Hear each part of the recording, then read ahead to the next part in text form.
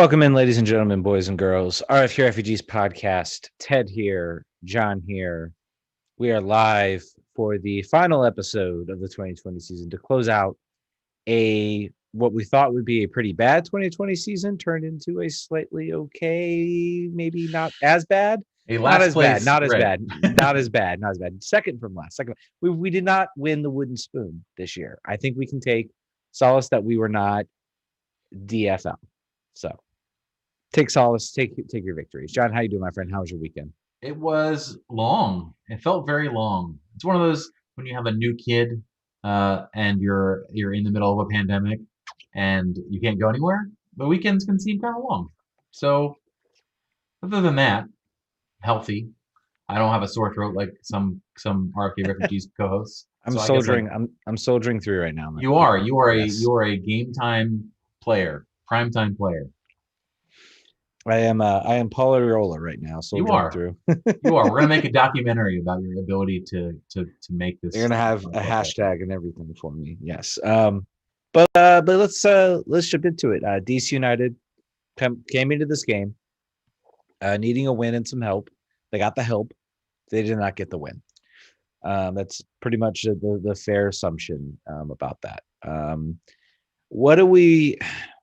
I guess I watched the game. I caught about the last 20 minutes. I just watched the full game from start to finish. Watched a little around lunchtime, and then I watched a little more this evening to try to bookend it. I mean, it was pretty much another performance where offensively they looked on it. The first 10 minutes were unbelievable. They were attacking. They were going after it. Yes. Assad had a unbelievable shot that almost went in. A really nice chance and opportunity. They get the first goal off a corner kick from Donovan Pines.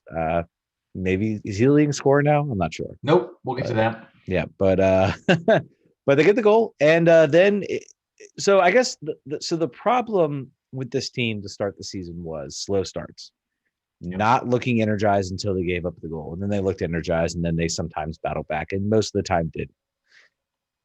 This time it seems like past couple games at least the opposite problem. It's they start great, they get attacks, they get going, they get the goal, and then they sort of drop off, push back, and they allow the team back into it. So I don't know what to make of that. I mean, this was all just like, hey, let's win and see what happens with Right. this team. I don't know. What were your thoughts sort of Yeah. on that first part? I think on that point, you could maybe say that the errors are less about mentality now. Coming out flat every single game is a mentality and Yeah. it's tactics. I think this is just that by the end of 90 minutes, you have they have they have found and exploited all of the players that are playing out of position on your team. They have dissected your defense that is holding on, that is being held together with tape and safety pins, and it just falls apart and it just seems to keep falling apart. The offense is doing all they can do. It's I mean it's like a completely different offensive team than we've been watching for almost all. It's insane. I gotta I gotta feel a little bit for Bill Hamid because he was doing everything in his power to hold this team in this game. Made some absolutely excellent saves.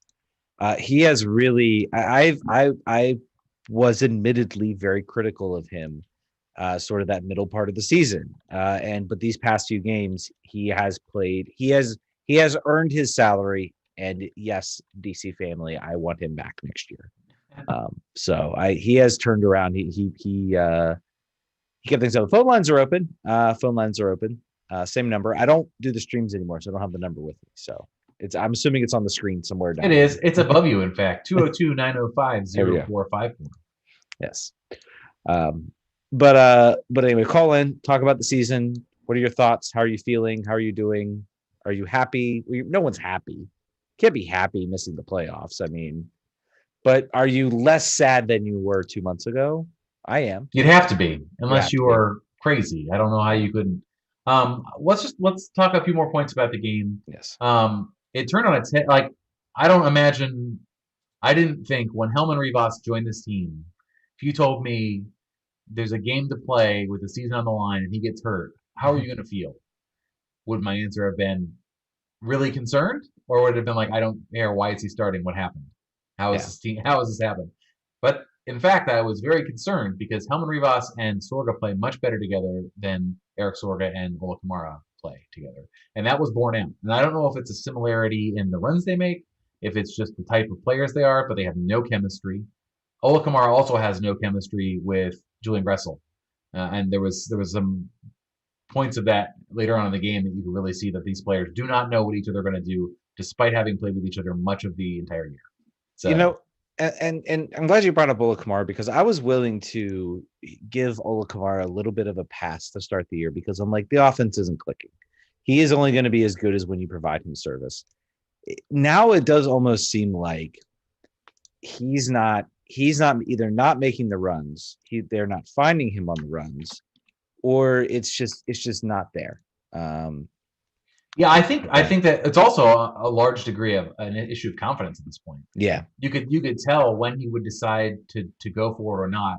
He's also extremely goal hungry, but then he has an opportunity to score and lays the ball off for no reason, and he gets intercepted. Should have been a goal there. So when your decision making is that bad, it's almost always due down to confidence and lack of sharpness. Correct. But we have a caller here. We've got Rich, fan of the show, wearer of T-shirts, Rich, who I bet is going to talk to us about Yamil Assad and how he hates Junior Moreno. Yeah, Junior Moreno has looked so bad this year. I mean, he is the most passive defensive midfielder I've ever seen. He just backs up, and he just covers space, but he doesn't mark anybody. Yeah, and also he cannot shoot the ball in frame, which is a problem. Well, he's not giving you anything offensively. That's a given. But so, how else did you feel about the game last season? I sent you a list. You did. You did. Let's go to that list. I have it right here. I'll get to it real quick. We're on a bit of a delay. I apologize. Also, it sounds like you're in the bottom of a bathtub in the middle of the ocean, based on the way we're using Skype. But you get your list here about Chad Ashton and when we should make a decision on him. Let's go on that first. Okay, so I think that Chad Ashton, I'm okay if, because of COVID, they want to delay the decision on finding a coach if they don't find the right fit. You know what I mean?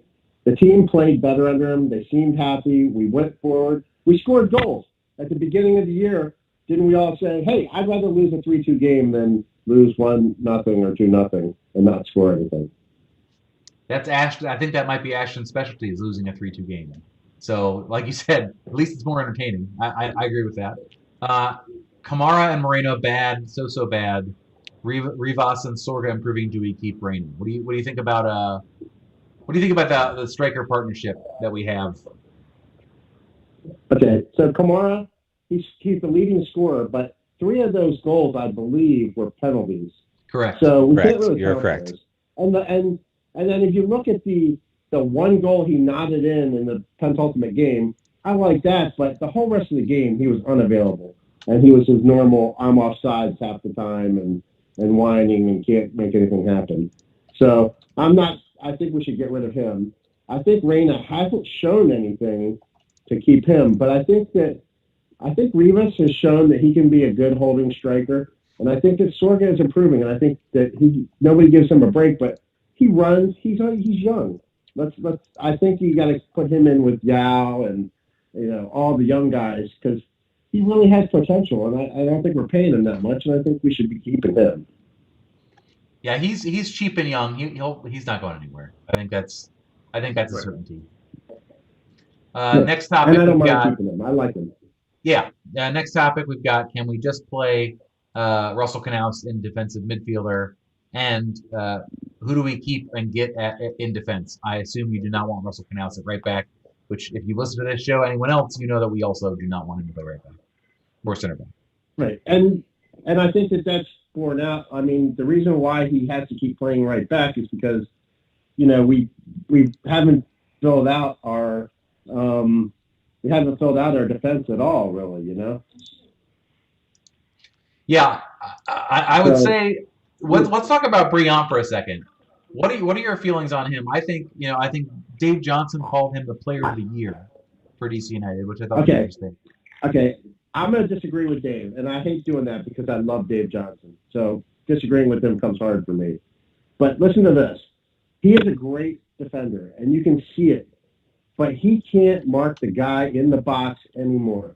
They just lose him.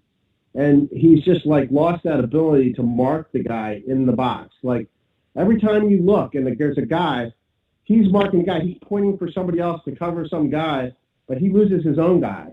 And they just roll right by him and score. And he's not really on somebody. Like he's got to be on there, holding the guy, grabbing him, being right in his face. You can't let these great guys, these scorers that are kryptonite, loose in the middle of the box over and over and over. That's him. That's not the wing backs. That's him. You can't really blame Moreno because. Yeah, I think we would disagree with that. Yeah, I completely. I think Brilliant's been really good, and what he brings to the team. Is he maybe not as quick as he used to be? Sure.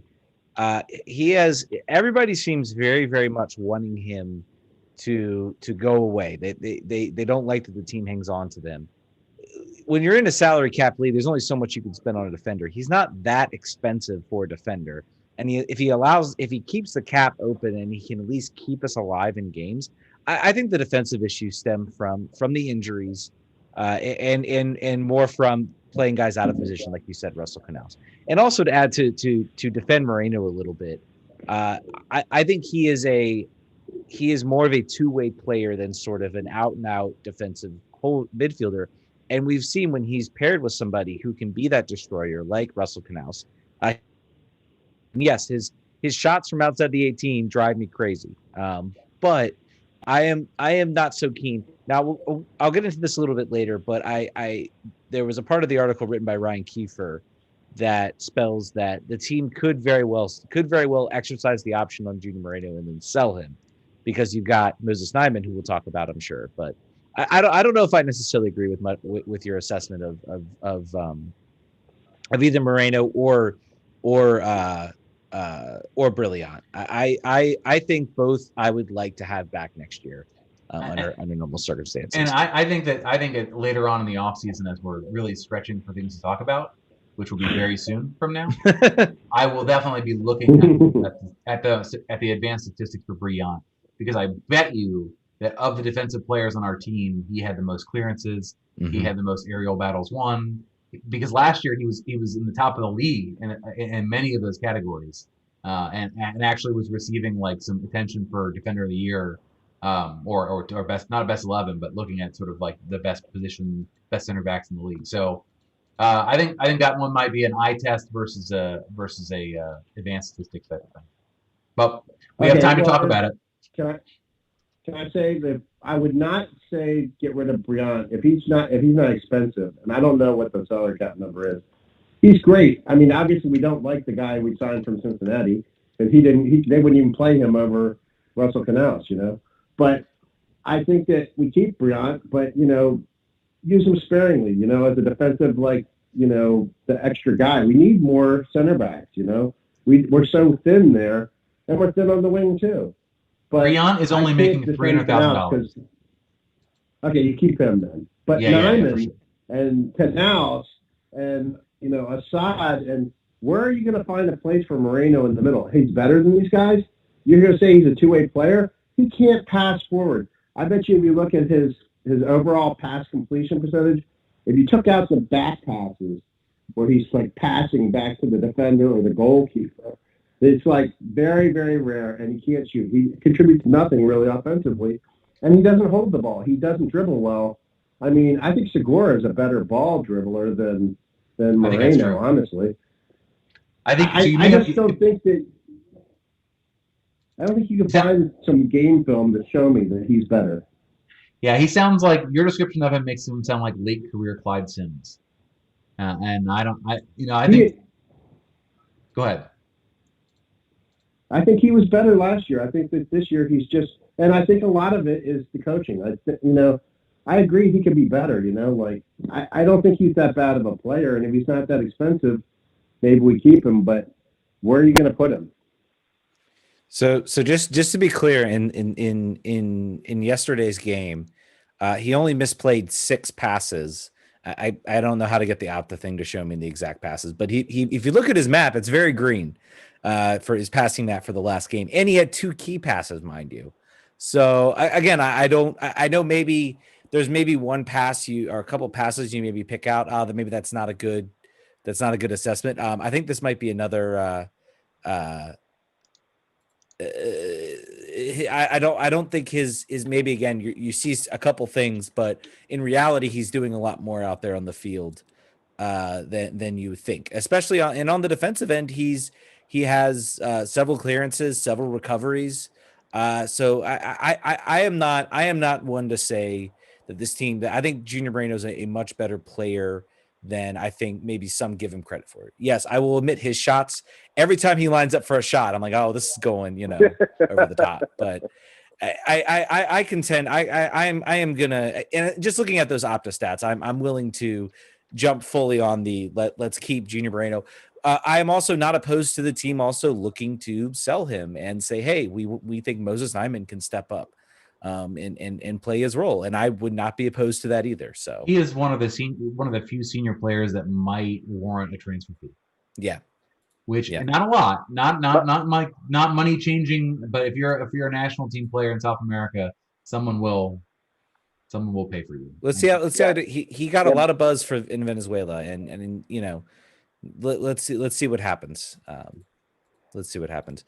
That's true. He's a national team player, and he's got to be good. But you've got Nyman, you've got Paredes, you've got Yao, you've got Felipe. all these guys that got to play the midfield. And Felipe, I don't know, but he is a veteran, But I think that you got to just, at this point, we have to get those guys playing time, or what are you going to do with them? And I think Nyman, of anybody, I love Paredes, man. I think he's awesome, but Nyman really looks like he could be a 10. And I don't know what you guys think about that, but I'll let you guys go and then tell me what you think about Nyman being a 10. Yeah. All right. Thanks, Rich. Thanks, guys. Yep. I do not see him as a 10. No, I don't. I think he's a much better deep line playmaker. Deep lying, yeah. Some of his ability to sort of do recoveries, clearances, I think has been. I mean, I think one of the things we learned, we bring up Yamil Assad. I mean, who would have thought? Yamil Assad looked really, really good in the center of midfield. Yep. Really, really good. I don't know how you necessarily maybe figure out how that can work. But I mean, I think that's something definitely I think that the team should look at for next game. Let's kind of wrap up the game. Obviously, we can talk about the defensive issues that the team had between giving up. You never give up 3 goals and think that things went well for you. Late in the game, I think they gave up the tying goal. They had to push for the winner. It's unfortunate. They had some chances. They had some pretty clear-cut chances. Of course, Paul Arriola comes in. So here's the thing. When you watch Paul Arriola, you could see what this team was missing. Oh, we got a caller actually coming in. I think it's Angus. Angus is here to tell me that my love for Felipe is misplaced, and I'm ready to fight him. Yes, let's go. Angus, you on the line? Yeah. And I love Felipe too. I have his jersey, so I'm not. I think Felipe should stay too. Okay, good. Never mind. I'll stand down. That other guy was saying. I don't know what that other guy was saying about how Felipe, he doesn't know about him. He's like apparently the behind the scenes heart and soul of this team. So you lose him and you lose a gigantic locker room guy who I think, helped the team get through what seemed to be very, very dire times. Angus, is he worth more than $500,000 on this team's salary cap to you? It depends on how you look at it. Is Ola Kamara worth $750,000? Probably not. No, you got a good point there. Yeah. I think you will see this team has an option. So the exercise is option. It's probably more than the $500,000. I could see this team going to Felipe and say, You're coming back from an ACL. We're gonna have to restructure yeah, your deal. well, if they can get it down Yeah. 200 to 300,000, I am all for keeping Felipe here. He would for do the it too. team. Yeah, he would If there is a dude on this Yeah, team yeah, who and is that's the other thing. mid-career, I th- he would definitely take a haircut to be able to make his team better and make sure that he keeps his career going. I think that's undoubtable. Go ahead, Angus. And I think if you also look at I think he has been settling down kind of in the DC area a little bit more. I think DC United's always flaunting that his kids are scoring goals for Alexandria or whatever, their youth program or whatever's going on over there. So I think he wants to stay here as well, and I think that he'll be able to take that cut. I don't know about Moreno though. I think him looking to move him would be a smart option, but also we need to keep Breon. I mean, he was an MLS Team of the Week defender multiple times. Probably our most Team of the Week player anywhere on the field. I think the league recognizes that he has class. I don't think it's amazing class. I don't think it's top defender class, but I think utilizing him as a depth piece moving forward would be fantastic. I mean, Soyberg apparently can't cut it, and people get mad about the idea of trading him for Blessing, who we weren't using anyways. So, that's kind of a null kind of trade. I would take Latif Blessing over Eric Sorga in a heartbeat. I'm not even kidding. No, it was Emmanuel Boateng. So you didn't get Emmanuel Boateng. That's what I mean. Yeah. Correct. But I think that if next year we have Breon as the rotational third center back, and you've gone out, we got to talk about Donovan Pines, because I feel like I have a different take on him than apparently Twitter does. Because today I was seeing all over the DC United Twitterverse saying Donovan Pines is a guaranteed stardom every single game, first name on the team sheet center back for this team, and I do not see it. I don't. I think that he has very high upside, but he has a guaranteed gaff a game, and because of where he is in the field, that costs goals, and this team can't afford to give up goals. And I am, I think that in a perfect world, you have time to bring him along and he becomes that long-term player. But I just see too many holes in his game to anoint him as the starting center back next year with Birnbaum, and then say just Breon's the third guy. I think you got to have. I don't think that's universal thought. I think that's sort of outside the mainstream. But what do you think about Donovan? So, as somebody with a Pines jersey in the mail, my take on Pines is through a little bit of rose-colored glasses. I understand that he has a lot of work to do, and I don't think he is anywhere near what a lot of people are thinking of him as, because he has taken tremendous steps in his game in the past 4 weeks.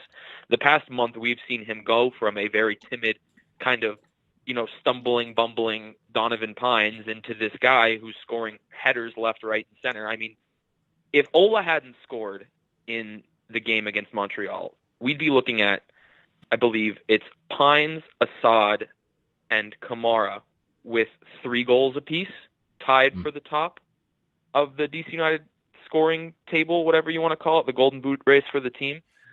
So his stature inside of the box on set pieces and that danger makes him it makes him also a good bench option if we do decide to start Briand. And I think it all depends on where he decides to take his game this offseason. I don't know if you were following the press conference before, I think it was the Columbus game, they had Pines talking, and he mentioned that throughout the entire lockdown, he was basically reading Mandarin and kicking a ball around. So if he keeps that kind of work ethic up over the offseason, I think we'll see another tremendous step from him going into next season that could propel him into that, we do have to start this 24-year-old center back every game because, well, he's playing really good. And you mentioned advanced analytics, and I would like to see his header winning percentage. It should be 100%. He's 9 feet tall. Right, exactly. But I remember in the 2018 season, I believe Birnbaum was the best, he won the most headers out of any defender in the entire league. And that kind of went a little under the radar. I think every time he went for a ball, there was a 90% chance he would win it. So if we keep seeing those numbers from Pines, then you can kind of make up for, and with Birnbaum back as well, because it's hard to say that it's all on Pines when you have Knaus, who's playing out of position. You're playing in a 3-back, which we know Pines isn't comfortable with from last year. And, putting him in the 2-back, sheltering him with Mora and Birnbaum, I think, can be very beneficial for his development and progress in game time. Yeah, I'm gonna have to agree with her. I don't know if I half agree with John that yes, as of right now, my starters are Brilliant and Birnbaum. I am not ruling out Pines. I do feel did make some serious steps forward in his game that were not there last year, in confidence and ability. I will say that he is the third center back, but this next year is a year where this is his time. If you're going to do it, you're going to do it right now. If you can push out Brilliant for that spot, or even Birnbaum, I'm not sure Birnbaum's necessarily as solid as he was. He has coming off an injury, pushing those types of players. I think he could do that. I think he still has time to do that. I would say two things about Donovan before we'll close the door on him. Is one, his liability is not winning headers; it's with the ball at his feet, and particularly with the way this team insists on passing out of the back and doing so in a very high wire way inside their own 18, with an offensive press coming from the other team. It's very important that you're confident, fast with the ball, and you don't make mistakes, particularly if you're going to do it 6 feet from your own box. And then two, I would say that here is the universe in which I want Donovan Pines to start next year. I think great to call out that if he steals the spot, if he earns the spot from one of those two players, and they're not injured, and he's just earning it and in training, that's great. That's good. The other thing you could say is if this team is not going to be good next year again, and we are going to continue to rebuild and we're going to continue to play young players, and we don't think we're there yet, then yeah, start him. Because then you do have to see what you have on him. But if you're saying we're going to spend money this offseason, we're going to go for it, we're hiring a new coach, this is a serious investment, which, by the way, that's not what I think is going to happen. But if we did do that, then Pine says you cannot have a learning on the job center back on a team that's actually trying to win something. That would be my point. Undeniable that he's gotten better the last 4 weeks. I would still argue it's not good enough for a team that has aspirations. But keep the jersey. I think in the long run you'll be happy you have it. Oh yeah, that's right. Definitely an appreciating item, that jersey. Yeah, it's a long-term asset. All right, Yeah. Appreciate the comment. Any other last thoughts you wanna drive in? I'll let you get one last word in. Yeah. When it comes to the depth and I guess off-season acquisitions, I don't really see us making the big splashes at all, like what you guys were mentioning. But I do see us, if we're going to make an investment and it's in a head coach, it should be. I would hope that it would be a good. And if we're clear about it, and that's our one big thing, hey guys, we got a coach, and then next year he gets to spend the time evaluating the kids as opposed to trying to bring in players, I would really appreciate this. I would really like to see that. If not, and we decide to pay for players, I don't mind if they kept Ashton for 1 year, and nothing more. If he gets a day more than 365 on his contract, I think we, as a fan base, have a right to be a little bit upset about that, because I don't think he's earned more than hey, let's see what you got for the next season. Yeah, if he has a multi-year contract, I will eat a hat. on the show. If they give him the job, I will eat my hat, because I don't. If this team made the playoffs, maybe there's an argument, but I don't see it happening. Anyway, thanks so much for calling, Angus. I appreciate the phone call. Yeah, guys, no problem. Keep up the good content. It's been nice. Appreciate it, my friend. Appreciate it. Yeah, I mean, go ahead. No, you go ahead. No, I'm just saying, just to wrap up the game, I feel like we didn't give the return of Paul Arriola its due, and I was starting my thought and only got to finish it. The one thing I saw with Paul Arriola was, for his soccer mind and what he brings, this team sorely missed him. Yep. He got in 10 minutes out there on the field, he got himself 2 primo scoring opportunities. He just didn't have, you can train all you want, but getting in a game situation, you're going to feel rusty. He had an opportunity that I am sure if he is in season and healthy, he buries. This team sorely missed him out there on the field. And for 2021, I got to tell you, that gave me even a bigger lift of like, we're going to be okay. Things are going to be okay for this. He made 3 slide tackles in the first 15 minutes, and he earned earned a red card, Petit is gonna get beat down. If he went out the same door where the Banda was, I don't think he would have made it out of there. That was heinous. And also, I am extremely looking forward to not assuming that he's going to fall apart and die every time he plays. So I need him to play like 6 games in a row next season where he's just like never fallen down, because it made me so anxious watching him, just assuming the worst. And then the red card happened off the ball and off the camera, and Dave's like, oh no, Paul's down holding his knee, and I was like, are you kidding me? This is what I foresaw. And luckily it was just a awful red card, and one that he got up and they were shaking their hands, and everybody they were okay with it, but I think most of the fans were not. We're still ready to rumble. But he was good. He made instant impact. He did it with hustle, which is something that you just have and you decide to use, and something his team needs sorely next year. So this is better than any acquisition we were ever going to make. No player is going to be better for us next year than just having Paul back on the field will be. Correct. And, I think these injuries, we learned a lot. We learned a lot with what's going to happen. All right. I do want to talk. I think we had the next on our outline. We had the coaching search for DC United.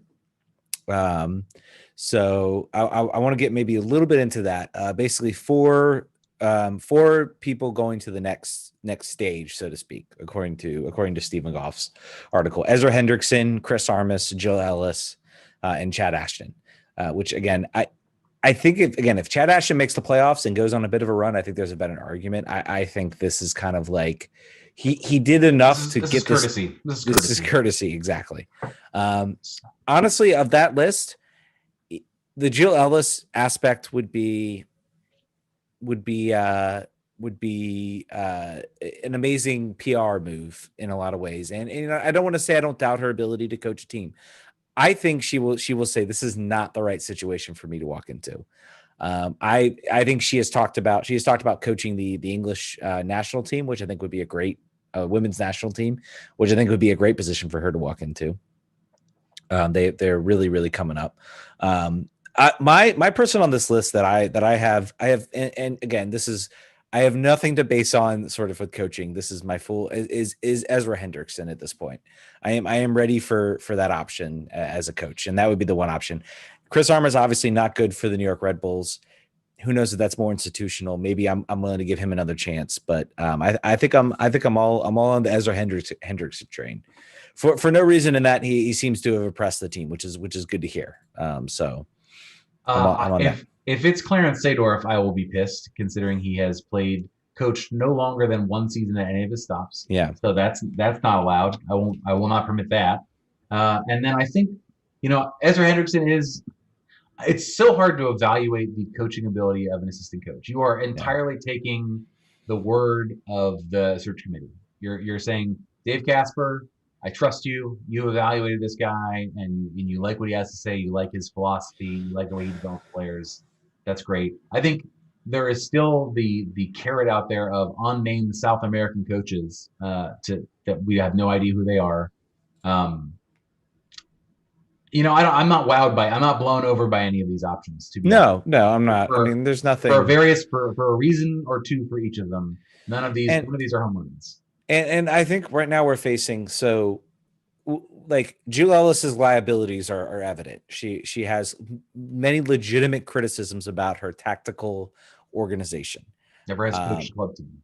Never coached a club team.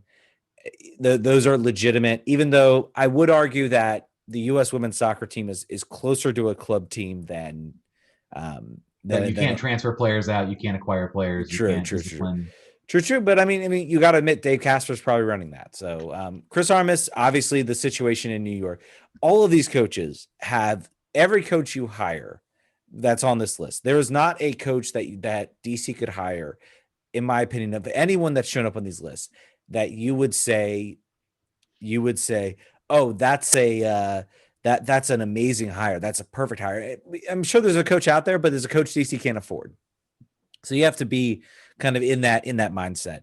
I just I look at this list of the four, and I'm like, well, I know I'm going to get with Jill Ellis. I know what I'm going to get with Chad Ashton. I know what I'm going to get with Chris Armas. I'm willing to take the roll the dice and let's get the guy. He's been on several. He has tons of experience as an assistant coach.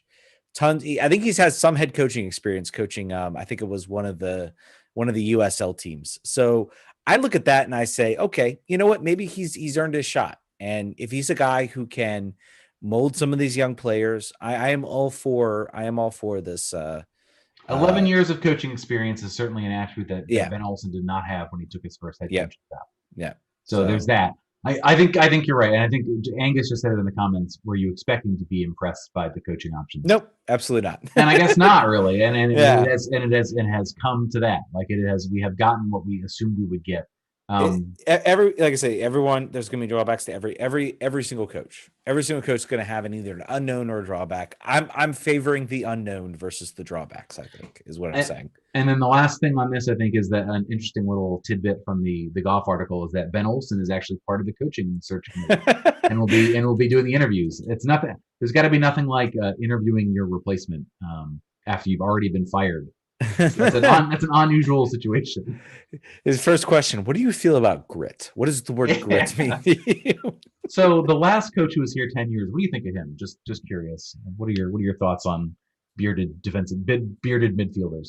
Let's do this thing that every podcast does at the end of seasons, where you look at the roster as it was constructed and look at what you're going to do next year.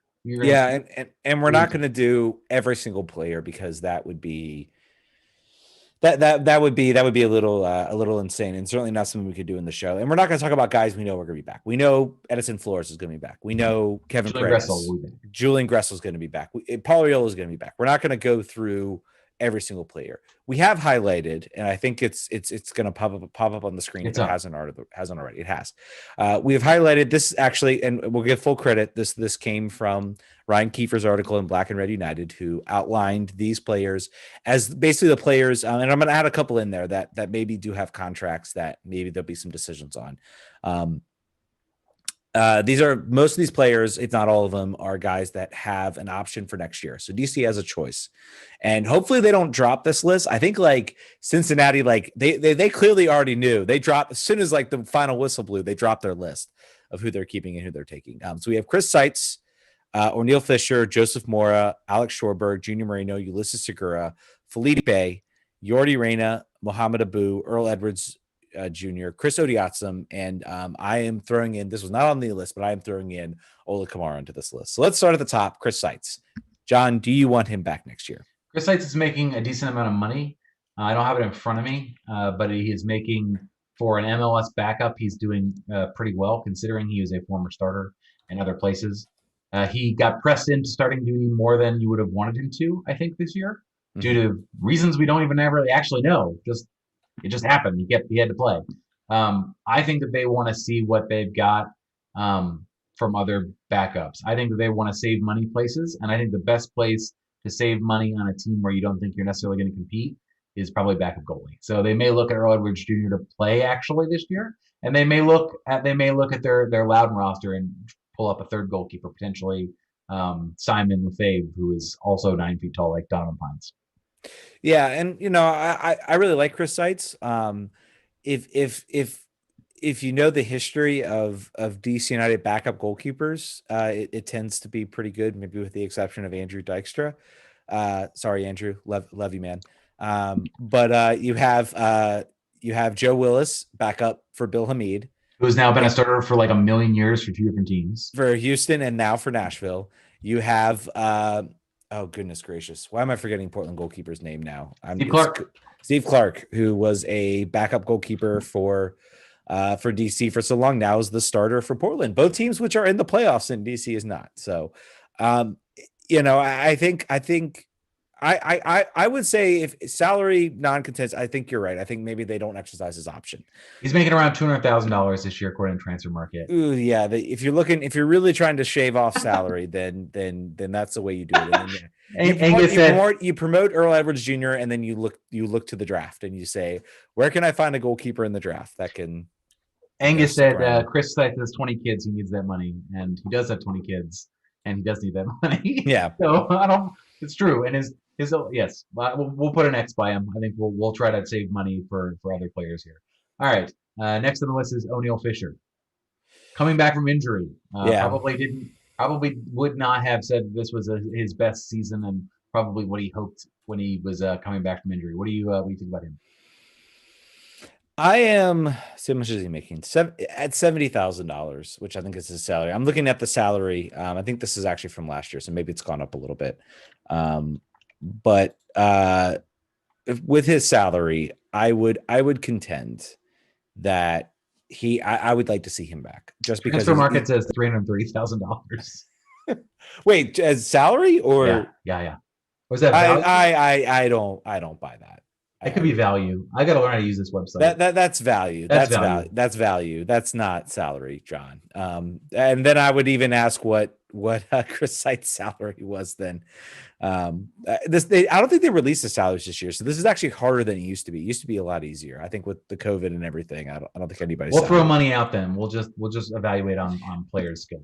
Yeah, and I would contend that finding wing backs is very hard. I don't think it rules them out going out to find somebody else. I think you need to, because right now you're looking at potentially just 2 wing backs right now. It's very difficult to find wing backs that can play in MLS. I think both Fisher and Odiatsum, who we'll talk about, bring a lot to this team. And I want them back next year. I don't think their salary is as big that you would pay more and get something better. So I am, and we also, sorry, Joseph Moore as well. So both though, I think you have those 3 guys. You have at least a very solid wingback core. Maybe you bring somebody else in to see who can challenge one of those 2 or to create some competition. But and that's even competition in of itself. Moore is a good player, but he's not a pen-in starter. Fisher's a good player, but he's not a pen-in starter. Odiatsum's a good player. So you're keeping Fisher? I'm keeping Fisher. I am getting rid of Fisher. Ooh. If we have the ability to do 2 different signs, producer Brian, at once, which I bet you figured out how to do, that is what I would say. He was not himself this year, and I think that he had long enough to find a way to get there. And I think he still showed that he has lost some speed and his decision making wasn't as good as it used to be. I think that is a position that needs a lot of improvement, and I think you can't keep everybody if you want to have it improved. So I would get rid of him. Hey, and of course, producer Brian was able to do this on the fly. So now I'm on the left, you're on the right. Dang, for our chart. Joseph Mora. Keep. Yeah, 100%. We're not even gonna get into it. He's a this next one's gonna be Alex Schorberg. Get rid of. He's not gonna be back next year. If you're starting Russell Canouse at center back and he is not even making the field, then you know exactly where he stands. Junior Moreno, I think we've kind of talked about this in the part of the show. I'm for keeping him. I think he should definitely be around next year. Yeah, I think that defensive midfield, I think now you have, with Moses Nyman being a factor of a guy you want to start as much as possible. Felipe coming back on a high salary, if you're going to keep him, which I think we'll talk about here in a second. I think if you're going to, it gets a little, you want Canals to play there. I think that maybe of those players, if you want to get rid of a player that has a little bit of value externally, and who you don't think has a whole bunch of additional growth or upside, I think you probably get rid of Moreno there. I don't know how much you can get for him. Probably not too much, and I don't know what your plans are to fill the additional roster spots. But I think that he's a good player. I think you talked about the quiet ways in which he's a decent player and that he goes unnoticed. This last game being a decent example of that. But I think if you've got to make a decision about sort of roster spots and spaces, I could potentially see selling him if you could. And his by the way, his market value according to the transfer market is $1.11 million. If you get an offer like that, that's gotta be pre-COVID, right? That's good. These are not COVID adjusted numbers. Fair. But I mean, his transfer market has, according to this website, gone up again. Who knows? I am so on the side of keeping him. If you get an offer, that is worthwhile, that is worth listening to, then yes, I think you have to consider selling them, because you have to rely that that gives Moses Nyman an opportunity to sort of step up. But for right now, I say you keep him. Ulysses Segura. Just so Brian has it, I'm going to say get rid of him. Get rid of him. Okay. Ulysses Segura, gone. I think it's time. Ben Olsen's favorite player. It's long past time. He's a guy I think you can figure out some room, and you can make some room. And he's a guy. He was always kind of the line for the longest time. Like, he was either the line between starting and on the bench.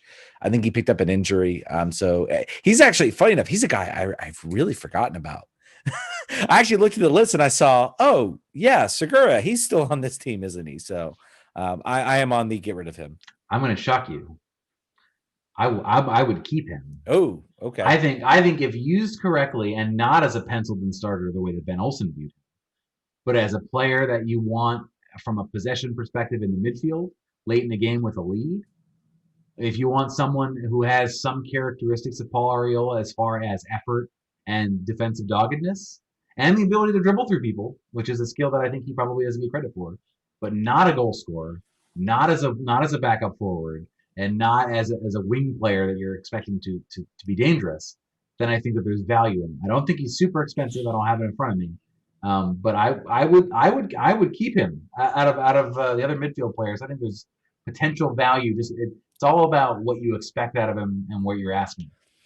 See, the way I look at it now is where do you play him? Do you play him center midfield? Well, you've got, for assuming we're keeping Felipe, which we said brings a lot to this team. And I agree with that. I think they should definitely pursue getting him down to a lower salary, but they should keep him. If you look at the outside, well, now you got Griffin Yao, you got Kevin Paredes, you got, Julian Gressel, you've got Paul Arriola. Putting him out there, I think, takes away from those two younger players from being a chance at the wing. And then, you look, obviously, no reason he should be playing striker next year. If he's playing striker, something has gone horribly, horribly wrong with either who they've hired as coach or what the team's position is. I don't know. I am of the opinion that it is time for this team to move on. You now have younger players that have stepped up and have a higher ceiling and have played, I think, give you more. And I think you send that message to them that, hey, you guys are now the future by saying, you know what, Segura, it's time. Thanks so much. I'm sure there'll be another team. I could see an expansion Austin picking them up. I could see, another team picking him up in the reentry draft. I think he would be a solid sort of filler piece for another team. But I think it's time for this team to say their goodbyes to Segura. No, I did not think I would be a Segura defender at any point. If you did a Control F Segura for anything I've ever talked about on this podcast, this may be the first time I've been complimentary, but I that's the way. All right, this next one is I think maybe we won't agree. All right, well, Kamara, state your case. I mean, I have been, this will be my shame. I will hang this on my hat forever. I talked up Ola Kamara so much. I really thought at the beginning of the year, this team was built to serve him the ball, to get the ball on his feet and score. It didn't happen. And regardless of whether we can say it's completely his fault, I don't think it's entirely his fault. But I wrote the article about Ben. 2020 is not Ben's fault, but that doesn't mean he should be here next year. How 2020 has gone, there's a lot of things that have been out of his control. There's a lot of things I think that are out of Ola Kamara's control. It hasn't worked. The team, I think, will. I based on how he's looked on the field, I could see the team saying, you know what, Ola, it's not working out. Let's work out a way we can end this, or let's figure out a trade to another team. I think he'll either be traded or he will be cut. Or they will work out a way to part ways in a certain sense. But who knows? Maybe the coach comes in and says, no, I can make it work. So, but I think it's an X for me. No, sorry, Ola. All right. I actually kind of changed my mind as I was listening to you. His confidence is shot right now. With this team, he has no chemistry. Like I said earlier on in this episode, rather. I think he's gonna go. I think, like you said, I do think that he will be able to score goals in another setting. I think if he is able to get off to a good start somewhere else and gets the kind of service he likes, which is very particular, he has taken on the Luciano Acosta remonstrator role. The man throws his arms all over the place when he doesn't get what he wants, which is all the time. But I think that he's going to do well somewhere else. But I think that what he did give this team and what he might give this team if things work out, you can get somewhere else. It's not irreplaceable. Yeah. It's very MLS replacement level striker. So time to move on. I was going to say keep him and see if he can come good next year. But I would prefer to see someone else start. Yeah, and I think that's what's ultimately going to happen. All right, so I'm not looking at the stream right now. I guess the next one I have is Felipe. Oh, I forgot we missed him. So I have been someone who has said, again, it's the salary that gets me. I will say keep him with an asterisk in that if they can negotiate him down to a lower salary, I am all for this team keeping Felipe. So it's yes with an asterisk. I say yes no matter what. If he wants his money, get his money. I think we're gonna have room under the salary cap available just because we're not gonna maximize our roster spots. Maybe so. And I would be fully supportive of Felipe saying, nope, I want my money. Give me my money. Fully supportive of that. From a team perspective, I'm not sure I want the team spending that money when we could potentially be used elsewhere. And like I said, Moses Nyman has really changed my perspective on a lot of this team. I really was like, man, we need a real help in center midfield. And then I see him play. He's really changed a lot of how I kind of have thought about this team. Mohamed Abu, I'm sorry, I think we're actually Yordi Reyna is next on the list. Yordi Reyna. Incomplete. He's got an eye. I've given him an I, incomplete grade for this year. I think that he has got from what I understand, a pretty lucrative option for next year. I think a team held option. If we pick it up, we owe Vancouver more money. He's had a couple good games. He's had a couple games where he's been invisible. He's been unavailable due to COVID, and I think due to other stuff too. I don't know what, but as far as I don't think it was COVID every time. I think sometimes it's just fitness. Yeah, I think he'll probably stay. I think he'll probably be here. I'm sure the team, having made this trade and being bereft of proven goal scorers, it's more likely that they'll keep him, knowing that he has scored in MLS and will probably come good. But I think that it's entirely possible that he has a year next year that we're not impressed with, and he moves on the following year. But I think we're going to keep him. So say green for Jon. He's another one I'm going to say green with an asterisk. If we feel like we really cannot find anyone else that can fill his shoes or that can do the job he does, then by all means, I think he should stay because I think he's an incredibly talented. He's a head case, but he from what we've seen, there's some off the field issues that are concerning, but I think he could stay. And if anything, it might be worth it for you have Yordi Reyna, the Peruvian teammates, the Peruvian connection. It may be one of the best places he has to be successful if Edison Flores can step up as well. The next one's going to hurt me. Is Mohamed Abu. This one's going to hurt because I'm going to have to give it an X. And it's not fair to him. It's not fair to him at all. But he got injured at the worst. He was really coming around and he got injured at the worst time. And I think that's gonna do it for me. I'm sorry. And I feel like he's another option where you have superfluous options that you can maybe explore. You've got young guys stepping up, and I feel like he would be taking one of those spots. So he's a lone player. So it makes it easier for us. You're probably not going to retain a lone player coming off of a knee surgery. I think that he really he's one of those guys that made the most of a very small sample size.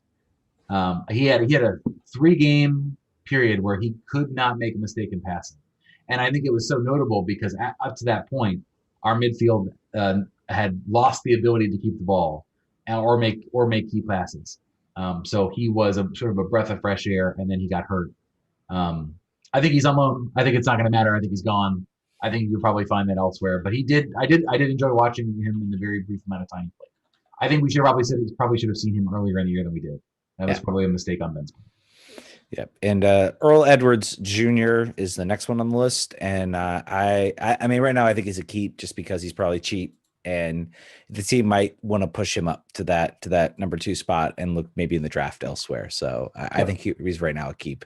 Keep for me too. I think there's you save money where you can, and obviously if he was awful, he would they would probably have been looking more at Simon Lefebvre and looking at the other options on there allowed, and they didn't. So I think keep him. Yeah. Last one on the list is Chris Odiatsum. So this is one that I was surprised by some of the fan comments that I mean, if I'm on the fence about whether to keep Fisher, I think Chris Odiatsum has done a lot to earn himself a roster spot. It's not just because of the story. He's actually played really, really well out there on the wing. And I think right now it's Joseph Mora and Chris Odiatsum as the starting right left back combination on this team. As sort of the wing back on this team. I'm not sure who plays where, but that's what I think it is right now. Maybe you switch them around, reverse them, see what's better. So I'm a Chris Odiatsum fan, so I'm a keep on Chris. I am a keep too. I don't know if I am penciling him as a starter on a good team, or a team that's making deep runs in the playoffs. But if you're just saying of what this team is likely to provide and bring in, he's better. I think of what we have, he's the best. I think. Is that what you're saying? And I think that they are. I think that there will be some people brought in to challenge for those positions. I would just say right now, looking at it, I think it's more an Odiatsum, and then it's Fisher on the bench, and then we'll see who they bring in. We did talk a lot, but producer Brian brings up: are we a good team? Is this? Where do we? I feel like this is like a team where it was a smoldering trash fire, and then it all burned down, and then we slowly started to build the framework, and you could start to see something that if they could nail a couple more pieces on this team, if they can nail maybe a good signing at forward, maybe it's Jordy Rainen, maybe it's someone else, that they can shore up that back line. I mean, I would say the injuries have forced us to see some good depth here. I am more bullish on this team than I was 2 months ago. We'll see what the transfer window brings us. We'll see what the team's finances are. There's a lot of question marks about things outside of this lineup. I would say the way this team played the last 2 months, if they had played like that in the MLS back tournament, if they had played like that before Ben Olsen's letting go, I think we would be talking about this team in the playoffs. And I'm not sure where they would fall, but if they played the way they played this last, couple weeks, month of the season, I firmly believe they would be in the playoffs right now. And I would even say they could probably go as high as making the actual playoffs before COVID screwed everything up. Like the not the 9th or 10th spot, but maybe the 8th, 7th, or 6th spot. So that is where I think this team is. I think there's talent on this field. There is a good building. There's at least a good base that any coach coming in can take it a number of different directions. And it's about finding that right coach that can do that. That is you can fail everything else, but if you can find a good coach, you're going to have a good time. So I would say we are a good proportion of a good team. I think we're 75% of a good team. I think that depth, you made a good point that we found out what our depth is because of the injuries. I would still say that the depth is where this team falls from being a good team to not being a good team. And I think that defensively, even in this spell, the defense was not anything to write home about. They basically said, we're gonna mortgage some of the defensive stability for some offensive capability because we've had none. And that's at the bottom of the table. That's what you got to do. We no longer gave our back line a shield with 2 defensive midfielders. It was a change of philosophy that netted better looking soccer for sure and some results just against some pretty bad teams that we happened to run against at the end of the year. But I think that we are on our way to being a good team, and there are certainly changes that need to occur, and we talked about some of them. Coaching's going to be huge, but I also think figuring out a way to be more stout defensively while keeping that same level of dangerousness up front, and also having a double-digit goal scorer that can convert all the chances that are being created. I think then we're dangerous, and then we're a good team. Yeah, yeah, and then like I said, they still have to nail some things. I think there's a foundation here that I'm not sure 2 months ago I would have said was there. I think it's there. I think it's clearly there. And we'll see what happens. We'll see what happens with the new coach. We'll see what happens in the draft. This team is going to have a fairly high draft pick.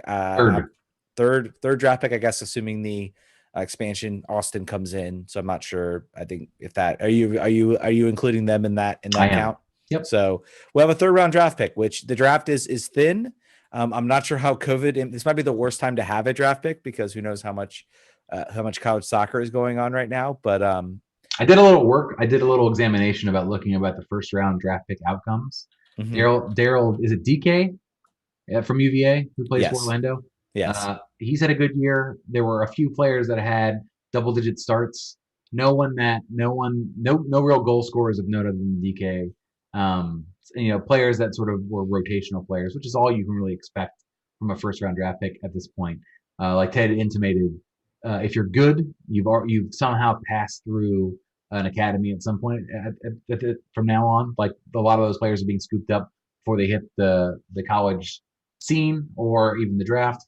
So it's not the prize that it would have used to have been. So it'll be interesting as we get closer to the draft to bring. Well, I'm sure we'll have Travis Clark in here, who's the Mel Kiper of American soccer, and I'm sure that'll be the first question to ask him. Like, how do you scout when several teams aren't playing? Obviously your top programs are playing. I see it scroll through. But how do you judge or how do you analyze? Will there even be a lot of players that, this didn't count against their eligibility? Will there be some players that'll be like, no, I'm going to stay for another season?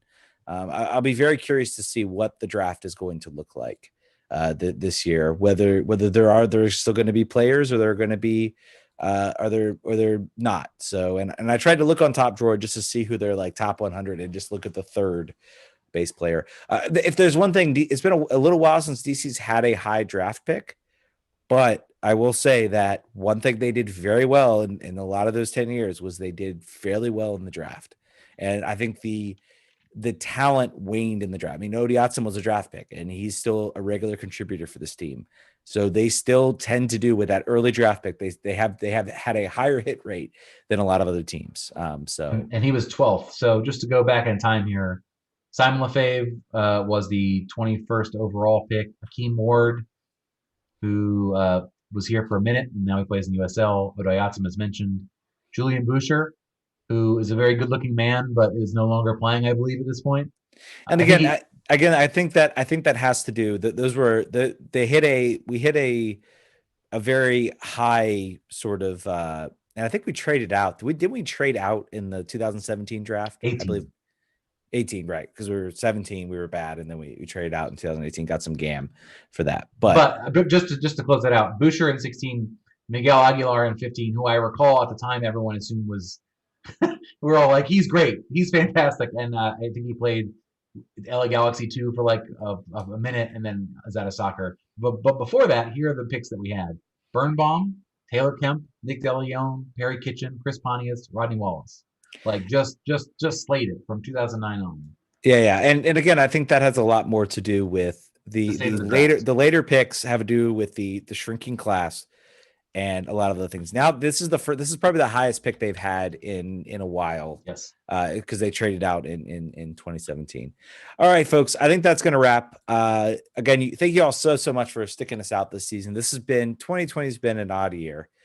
Hopefully 2021 will be a better year. Wear your mask, please. Wear your mask. Yeah, let's get through this. Let's get back to normal soccer where we can go to the games.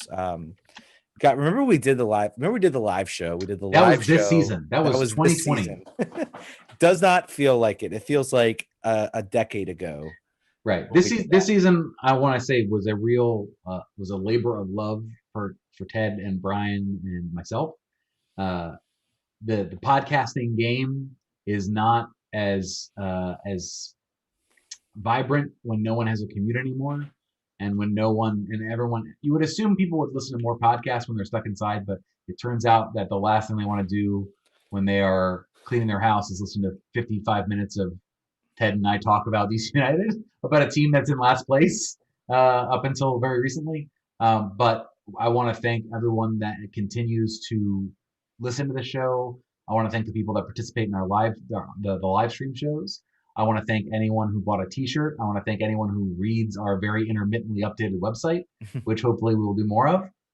But this year has been a grind. It's been a grind for me. I have a new baby. I have a very understanding wife that my baby sleeps now, so I can do this now. It's not as hard. But at the beginning, it was not as simple. Ted has all the things that he has going on in his life. He actually still referees. I don't know how at his advanced age of 31 years old, or 31, is that right? 29. 29. Oh, 29. Well, don't worry. He won't be doing it when he's my age. Let's just say that. You wait, my friend. I'm going to go. All right. As long Well, as in I 6 can. years, we'll find that out. But just suffice to say, thank you for encouraging us to keep doing it, even in a time where it doesn't really feel like it might be worth it because the team's bad and the numbers aren't what they maybe were before. But we do appreciate you keeping us doing it. We're not stopping. We're getting better. You may not believe it, but at 125 episodes in, I think we're getting better. The quality of the live shows are getting better. We're returning the quality of the podcast, I think, because that apparently had dipped a little bit. That's getting better. Producer Brian is making us look much better than we should look. And next year is a year of excitement. This year was a year of just sort of muddling through the zombie coaching career of Ben Olsen, dragging finally over the line, where now Olsen out is no longer a consideration or something we're ever going to see in our Twitter mentions. Next year is about new beginnings. It's about hopefully finding a way out of this pandemic that seems to never end, and hopefully getting us back in Audi Field together, because I don't know about you guys, but I miss it a lot. I miss it more than I thought I would when the season started. I need it. So I can't wait till that happens. I can't wait till we can do another live show. That was an awesome thing for us to have gotten the opportunity to do, and we're going to do it again as soon as humanly possible. And I think now it's just about continuing to go forward and try to find more things to bring the community together and talk about DC United. It's a small group, guys. We're a niche team in a niche sport and in a niche league and in America a niche sport. And so we're a very small community that needs to be nice to each other. And we need to not. I think I saw yesterday. There was some sniping about supporters groups. There aren't enough of us, guys. we like a very particular thing. So it means a lot that we have communities built around these shows like this. And just be nice to everybody. We all want to see this team do well, and hopefully next year, like Pro Soup said, we're united. That's who we are, and it's what this whole community is. So, long way of saying thank you, and we're gonna keep doing shows, less frequency during the off season. I think 2 weeks. I think is our next planned show. I think we're going to go 2 weeks out. We'll see what happens. We got the playoffs coming up, the very weird playoffs. Hopefully, there will be the one soccer league in America who can finish their playoffs. We'll see what happens there. And of course, obviously, now that we've said 2 weeks, DC's going to hire their coach next week. Just watch it. It's going to happen. It's going to happen. But anyway, shout out to the Discord. I've been told make sure you join. There's a DC United Discord that I have now taken to writing on all the time during games because it's more fun than live tweeting. Also, we have a Discord that no one talks in anymore, but now that I'm on Discord all the time, you can maybe join that as well. Absolutely. All right, thank you all so much for listening this year. We're going to keep going. We're going into 2021 and beyond. So thank you all again so much for your support. Everything you guys do, we do this show for you all. And we will catch you guys next season. Vamos.